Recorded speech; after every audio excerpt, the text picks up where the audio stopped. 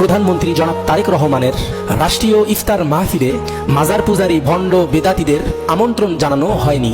এই বিষয়টা নিয়ে দেখা যাচ্ছে মাজার পূজারী ভণ্ড বেদাতীদের কিছু মৌলভী অনলাইনে এসে কান্নাকাটি করতেছে। আরে বেটা, কান্নাকাটি করে লাভ কি? তোদের এখানে কাজ নাই, তোরা থাকবি মাজারে মিলাদুন নবী আর জিলাপির প্যাকেট নিয়ে। তোরা ভাবিস কিভাবে এরকম রাষ্ট্রীয় অনুষ্ঠানে তোদের মতো মাজার পূজারী ভণ্ড বেদাতীদের ডাকবে? আওয়ামী লীগের আমলে তোরা অনেক বিরিয়ানির প্যাকেট খাইছিস, এখন পিছনে বসে বসে আঙ্গুল চুষতে থাক। এসব নিয়ে ছোট বাচ্চাদের মতো কান্নাকাটি করা বন্ধ কর। বেদাতিগিরি আর ভণ্ডামি বাদ দিয়ে দেশের জন্য, দেশের মানুষের জন্য কাজ কর। সুদূর প্রসারিত প্ল্যান কর, মাজারে মাজারে না ঘুরে প্ল্যান এক্সিকিউট কর। এরকম সামান্য দাওয়াতের জন্য কান্নাকাটি করতে হবে না।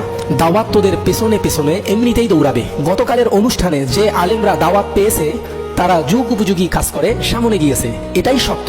মানবি কিনা এটা তোদের ইচ্ছা, কিন্তু সত্য বড় তিক্ত। তোদের যদি সামান্য লজ্জা শরম থাকতো তাহলে গতকালের অনুষ্ঠানে দাওয়াত না পাওয়ার কারণে কান্নাকাটি করতি না। তোরা যে জাতের ভণ্ড, এমন অনুষ্ঠানে তোদের মতো ভণ্ডদের প্লেট সাফ করতেও ডাকবে না।